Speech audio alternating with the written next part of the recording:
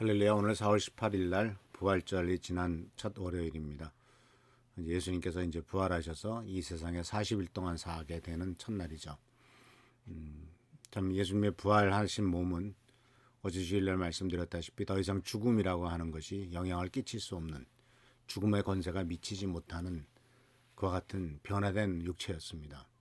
그래서 이 육체는 정말 우리들의 육신과는 다르게 시간과 공간에 제약을 받지 않고 초월적인 존재로서 존재하게 되는 것이었죠.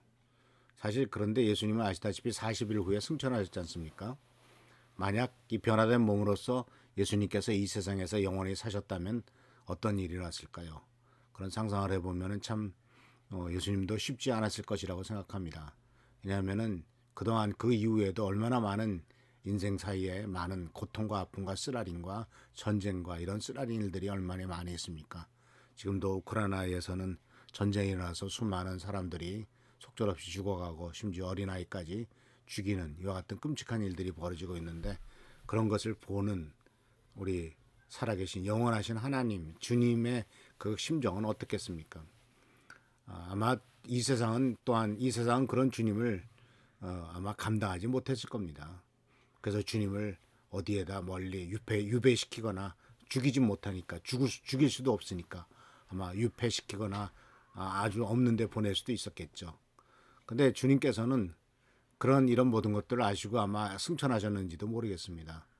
그러면서 이제 남긴 사역들을 성령님을 통해서 역사하시길 원하셨고, 영으로서 이 땅에 계시길 원하셨고, 또 당신의 제자들에게 이런 일들을 맡기길 원하셨으니까요.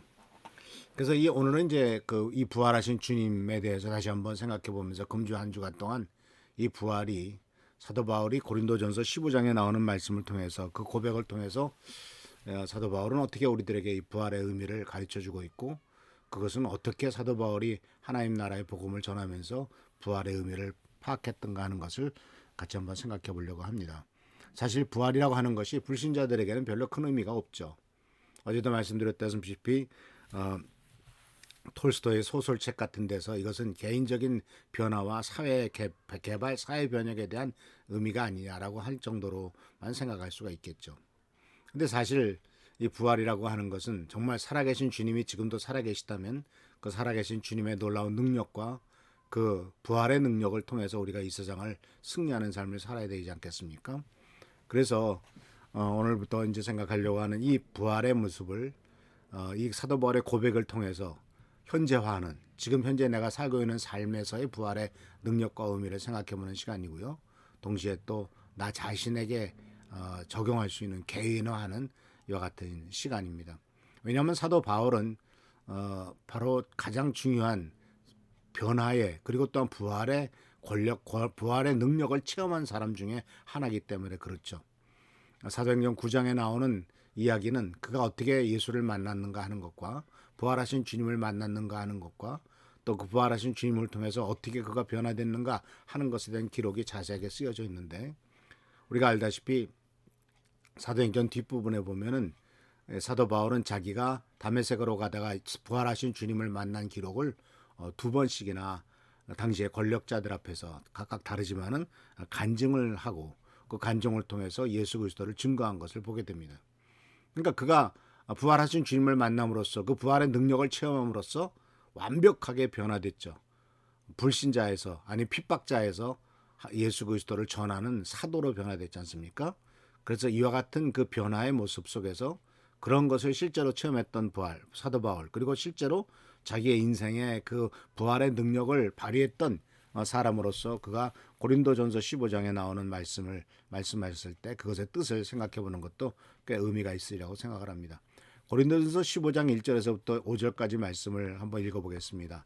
고린도전서 15장은 이 부활 전체에 대한 중요한 메시지입니다.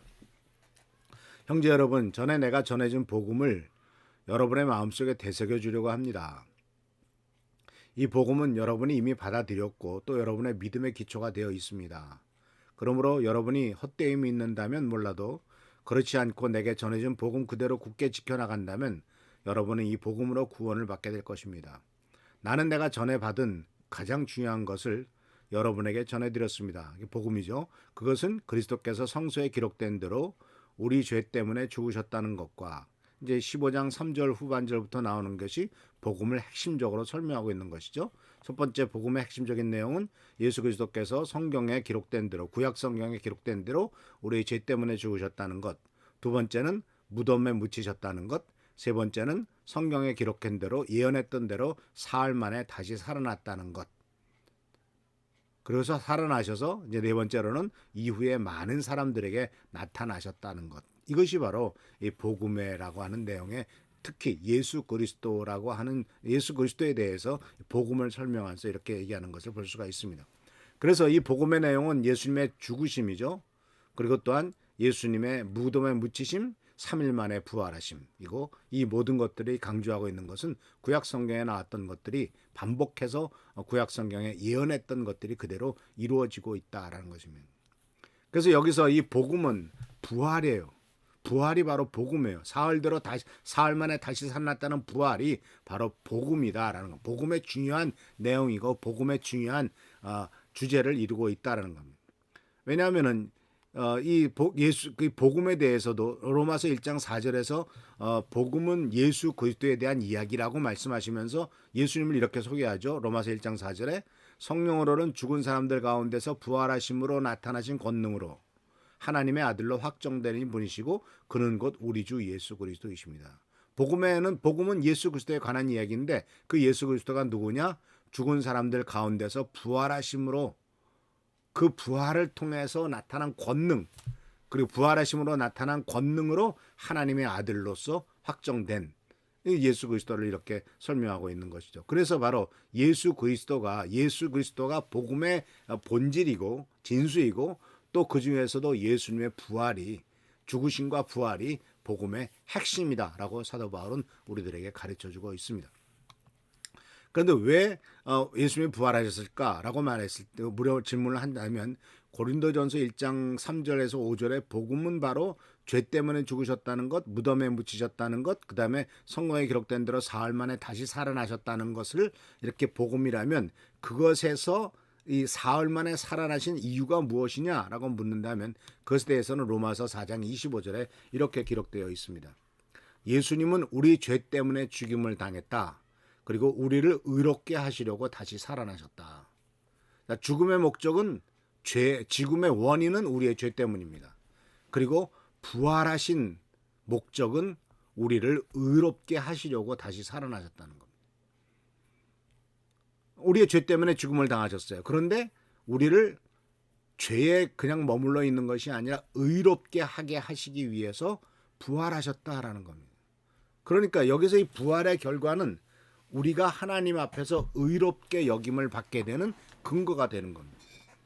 그러니까 우리는 지금까지 우리의 죄가 십자가에서 용서를 받았기 때문에 우리는 의롭다라고 말하지만 그것은 한쪽 면의 이야기고 동전의 양면에 있는 것처럼 또 다른 면에서의 진정한 부활은 죽음은 죄와 연결되어 있다면 의로움은 부활과 연결되어 있다라고 이렇게 우리들에게 가르쳐주고 있는 거죠.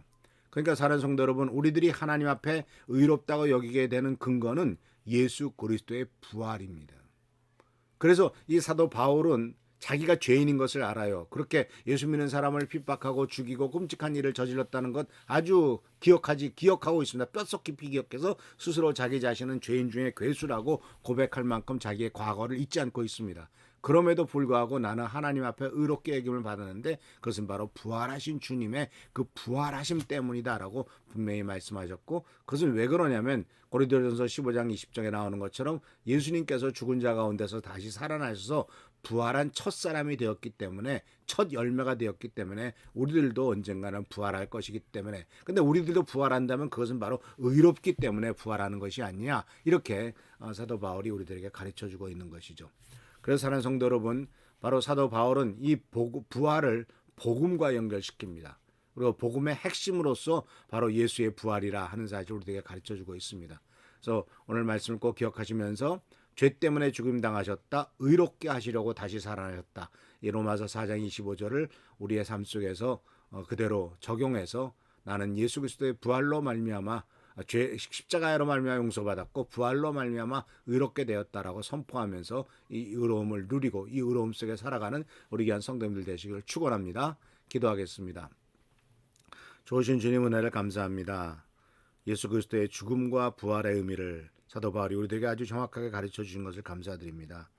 우리 죄 때문에 돌아가셨지만 우리를 의롭게 하기 위해서 다시 살아나신 예수 그리스도의 부활의 은혜를 우리가 기쁨으로 받아들이오니, 주여 이 우리를 의롭게 하시기 위해서 다시 하신 주의 부활의 능력이 우리의 삶을 변화되도록 역사하여 주시옵소서.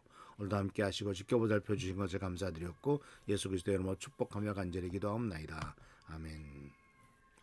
금주간도 부활하신 주님과 함께 승리하는 한 주간 되기를 바랍니다. 부활하신 주님과 함께 하시면 우리의 모든 삶의 문제가 해결될 것이고 질병이 치유되고 또 하나님께서 함께 하시는 축복을 우리들이 항상 누리게 될 줄 믿습니다. 할렐루야, 축복합니다.